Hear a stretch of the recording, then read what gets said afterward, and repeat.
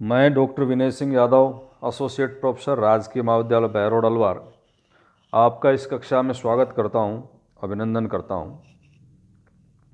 और हम पढ़ रहे थे मार्क्स के राज्य और शासन संबंधी विचार, या दूसरे शब्दों में कहें तो राज्य का वर्गीय सिद्धांत, मार्क्सवादी दृष्टिकोण, class theory of the state, Marxist view.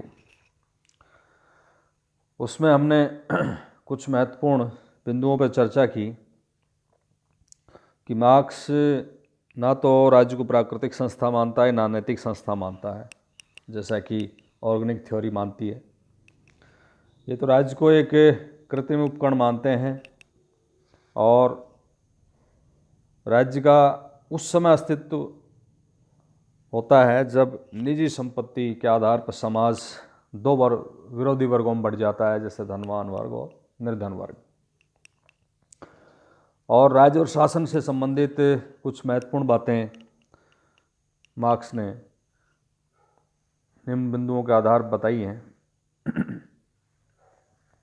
उसमें राज्य की उत्पत्ति का जो कारण है वर्ग विभेद है, राज्य प्रभुत्वशाली वर्ग का उपकरण है, राज्य शासन शोषण के यंत्र हैं, और अंतरिम काल में सर्वहारा वर्ग का अधिनायकवाद, और फिर राज्यहीन वर्गहीन समाज की स्थापना का एक आदर्श वो दुनिया के सामने प्रस्तुत करते हैं। तो ये विचार हमने पिछली कक्षा में पढ़े। आज हम मार्क्स के इस राज्य संबंधी जो ये वर्गीय सिद्धांत है उसकी आलोचना के बारे में विचार करेंगे, और उसमें कुछ बिंदु हैं जिनके आधार पर चर्चा हम करेंगे।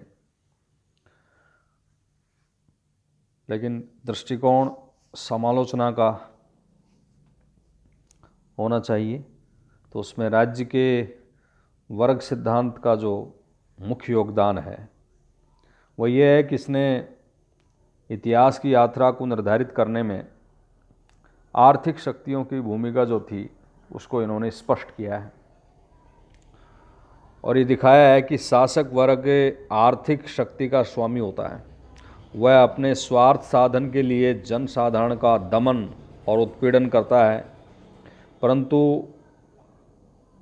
इसकी मुख्य जो कमी है या त्रुटि है वो ये है कि केवल आर्थिक तत्वों को संपूर्ण सामाजिक जीवन की धुरी मानता है, और ये आशा करता है कि उत्पादन के प्रमुख साधनों का सामाजिकरण हो जाने पर सब मनुष्य स्वतंत्रता और समानता के आधार पर व्यवहार करने लगेंगे। ऐसा इनकी कल्पना है, इमेजिनेशन है, और उन पर बाह्य नियमन नियंत्रण की आवश्यकता नहीं होगी। परंतु जैसा कि व्यवहारिक रूप से हम विभिन्न समाजवादी देशों जैसे सोवियत समाजवादी गणराज्य संघ, जनवादी चीन गणराज्य, पोलैंड इत्यादि के अनुभव से हम देखते हैं कि आर्थिक जीवन में समाजवाद स्थापित हो जाने पर भी राजनीतिक प्रभुत्व के नए नए रूप विकसित हो जाते हैं, और इस आधार पर एक विशिष्ट वर्ग, प्रिविलेज्ड क्लास अस्तित्व में आ जाते हैं, और इससे वर्गहीन समाज का उदय नहीं होता बल्कि एक कठोर श्रेणी तंत्र विकसित हो जाता है।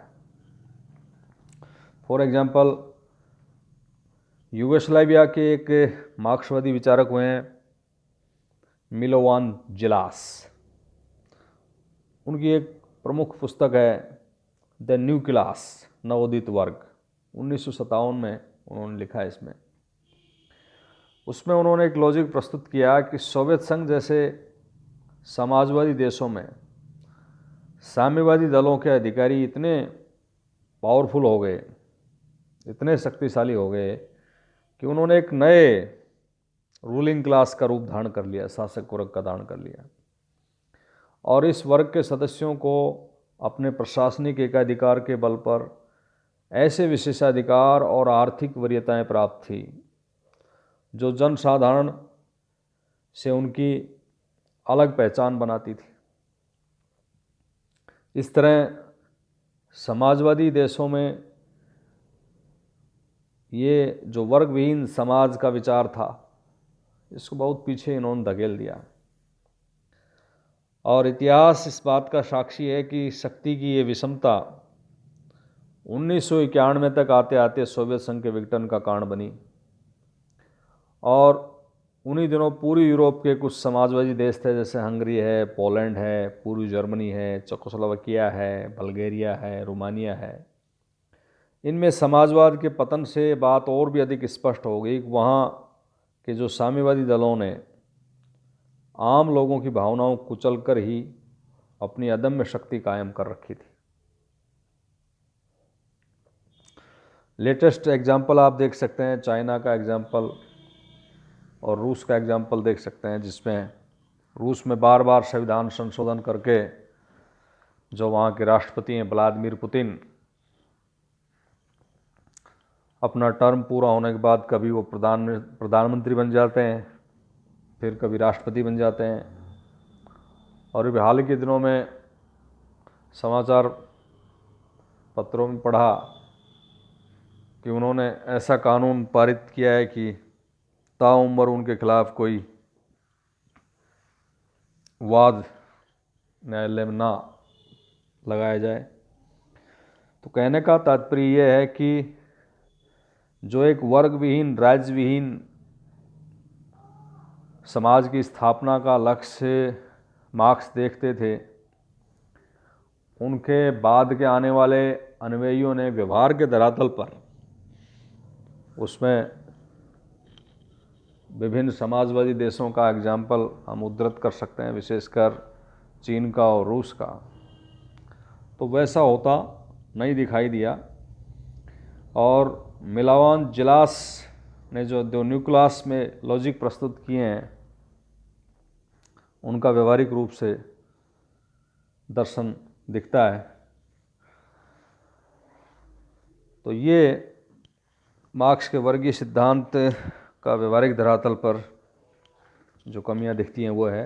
इन कुछ बिंदुओं के आधार पर हम उनकी और आलोचना कर सकते हैं। तो उसमें है कि उन्होंने राज्य को एक वर्गीय संगठन बताया है। आलोचक ये कहते हैं कि राज्य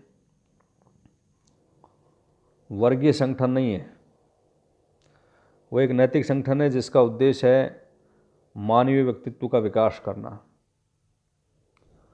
और राज्य का आधार शक्ति नहीं बल्कि इच्छा है।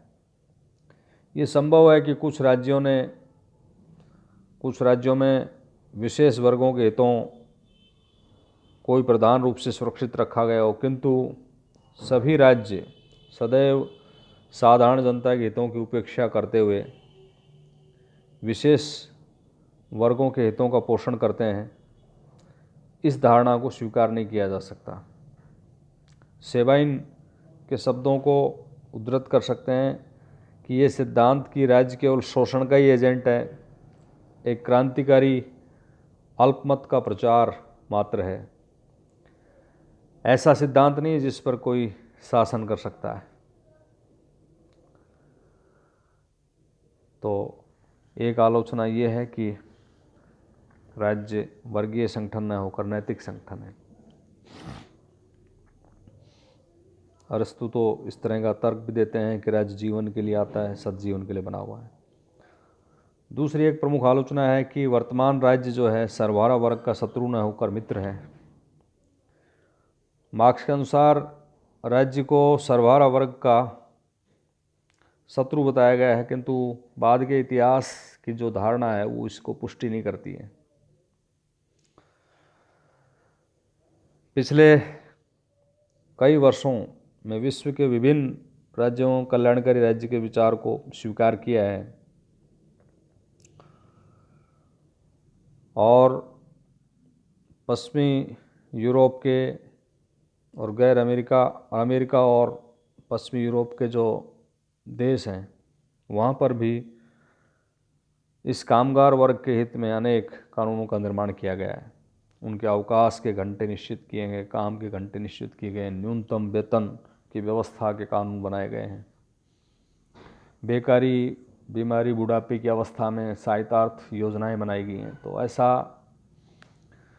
आलोचकों का तर्क है कि वर्तमान राज्य जो है सर्वहारा वर्ग का शत्रु न होकर मित्र है। एक आलोचना यह है कि राज्य अस्थायी नहीं बल्कि स्थायी है। मार्क्सवाद में राज्य को अस्थायी संस्था मानकर और उसको ये कहा गया है कि राज्य का लोप हो जाएगा, उसके विलीनीकरण की धारणा प्रस्तुत की है। लेकिन वास्तव में राज्य मानवीय स्वभाव की मूल स्थायी प्रवृत्तियों पर आधारित होने के कारण एक शाश्वत संस्था है जिसके विनाश की कोई संभावना नहीं है। साम्यवादियों ने सोवियत रूस में 1917 में सत्ता प्राप्त की और कुछ समय बाद उन्होंने तथाकथित जो बुर्जुआ वर्ग है उसको समाप्त कर दिया। लेकिन साम्यवादी व्यवस्था में राज्य समाप्त होने के बजाय अधिक से अधिक शक्तिशाली होता गया है। ये एक सर्वमान्य सत्य है कि सत्ता में कुछ ऐसा आकर्षण होता है कि एक बार प्राप्त करने के बाद उसका त्याग है बड़ा मुश्किल हो जाता है। तो कहने का मतलब ये है कि जो मार्क्स ने भविष्यवाणी की थी कि राज्य का लोप हो जाएगा, वो उसके बाद के जो अनुयायी आए थे उनके रहते भी राज्य का लोप होना तो दूर बल्कि वो और ज़्यादा से ज़्यादा शक्तिशाली होता चला गया। एक आलोचना कि लास्ट में वो राज्यविहीन और वर्गविहीन समाज की जो कल्पना करते हैं तो उस संदर्भ में है कि राज्य के लोप होने की जो धारणा है, उसके विलीनीकरण की धारणा है, वो कपोल कल्पित है। मार्क्स ने कहीं पर भी ये बताने का प्रयास नहीं किया कि वर्गहीन समाज किस प्रकार विकास क्रम का एक स्वाभाविक और आवश्यक परिणाम है। इसके अतिरिक्त चाहे कैसा ही वर्गहीन समाज हो, उसे राज्य की शक्ति के बिना स्थिर नहीं रखा जा सकता। मार्क्स का कल्पनावाद तो फोरियर, ओवन और अन्य कल्पनावादियों से भी ज़्यादा दोषपूर्ण, क्योंकि मार्क्स द्वारा निरूपित वर्णित वर्गविहीन समाज की स्थापना में न तो मानवीय प्रयत्नों का योग स्वीकार किया गया और न ही न्याय नैतिकता के आधार पर इसकी कोई अपील की गई है। तो ये मार्क्स के शासन और राज्य संबंधी या राज्य के वर्गीय सिद्धांत की कुछ आलोचनाएं हैं जो आलोचक करते हैं। कुछ भी हो, लेकिन इस बात को इनकार नहीं किया जा सकता कि आर्थिक साधनों का स्वामित्व दूसरों पर प्रभुत्व स्थापित करने का एक सबसे प्रभावशाली साधन है और आर्थिक स्वतंत्रता के बिना मनुष्यों के लिए किसी भी प्रकार की स्वतंत्रता है वो निराधार है। तो ये मार्क्स के वर्गीय सिद्धांत या शासन और राज्य संबंधी जो दृष्टिकोण है उसकी आलोचनात्मक समालोचनात्मक दृष्टिकोण है। धन्यवाद।